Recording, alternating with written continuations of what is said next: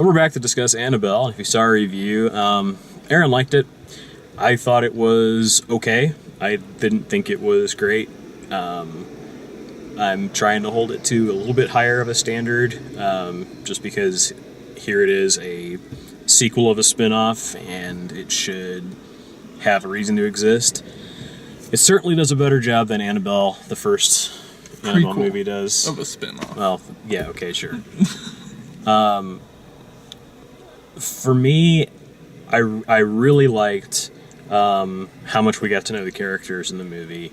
Like I said, I can name most of the characters in the movie still. I can remember what their first names are. The fact that it's mostly about a group of little orphan girls could have been really exploitative and wasn't. To me, it fell apart in the third act a little bit. Not like something bad or stupid happened, but it just didn't quite keep raising the tension for me enough.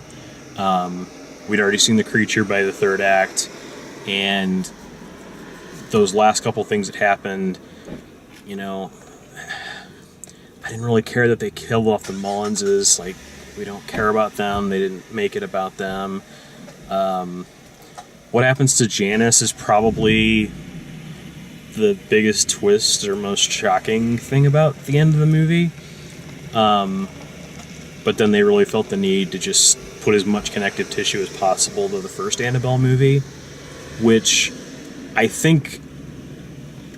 I've only seen the first movie once. I saw it in the theater. I didn't remember well enough what it was about to really understand how that ending tied into it. I'd have to go watch it again to see how that ending tied into it. It was literally the first scene of the movie. Right, and there were a number of people in the theater who were asking those questions on the way out. Yeah. Like, who was that? What was that? How did that tie in anything? So it's a weird way to end a movie on something that requires you to have seen another movie. It should have ended on its own terms, and it's definitely not a standalone film. And so it's tied to a really bad film. It really is, and I thought that's a problem. I thought that was an interesting choice to make. I didn't just dislike the first movie. I hold The Conjuring and Conjuring 2 to be some of the best movies of its genre. Mm-hmm. Annabelle, as a fan of that genre, it was offensive. It was that bad. Well, and the Conjuring movies are better than this movie. Oh, yeah. Yeah, and this did not reach the Conjuring. It didn't even reach Insidious levels. So it's...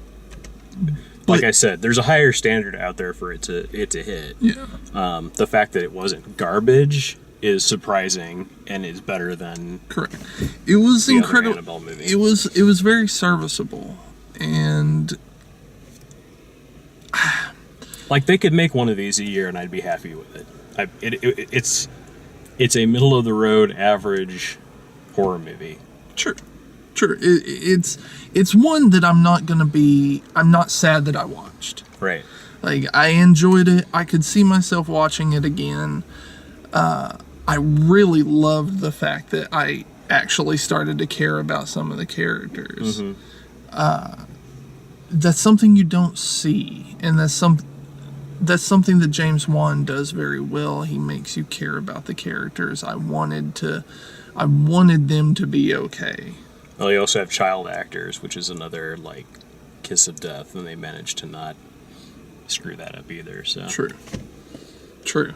And whoever the little girl is that played Janice did a fantastic job of being menacing. Yeah, the performances were good, I think, all the way around. There's lots of stuff where if you, turn your brain on and think about it, it's like, well, why would they do this, and why would they do that, but... Yeah. Again, that's holding the movie to way too high a standard. So, I went into this with the idea of, please God, don't be Annabelle 1, mm-hmm. And it wasn't. It was much, much better. And yeah, I'm not going to hold it up to The Conjuring as like, oh man, this was fantastic.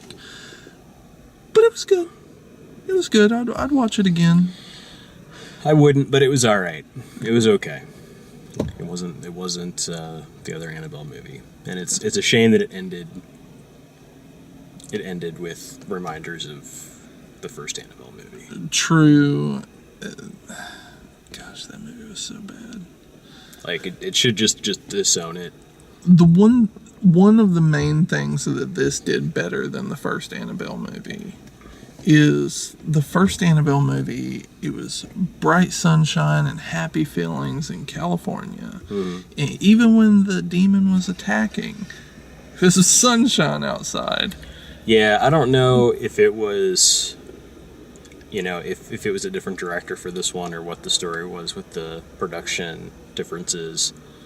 Wasn't the first one made by the same cinematographer as the Insidious movies? I want to say it's like... It had very limited connection with anybody that made it. James Wan... No, I don't think that's true. I'm pretty sure that there were... Like, either the director or the cinematographer was the same, or it was like the cinematographer from James Wan's movies made Annabelle because it looked like his movies. Yeah. It sounds right. I just know that James Wan had nothing to do with it. I'm not saying he did. Yeah. Not what I said at all. Well, I know that's not what you said. I'm just saying that the connection was very limited, if that. Okay, what I'm getting at is the reason that was weird. It's all bright and sunny and all that. It's weird because you had the wrong guy in the director's chair with the same cinematographer, so it looks like something that he would have shot. But everything is beautiful looking and not dark or menacing in the least. I know after the first Annabelle was made, James Wan announced that he was going to be much more hands-on with this one, and you can definitely tell. There wasn't quite as many jump scares. You knew that the demon was there the entire time, and they felt earned. You saw the demon creep into view. He didn't just leap out at you. Right. And you're right, the tension wasn't there. You knew what was going to happen, and I think a lot of the movie was ruined by the trailer.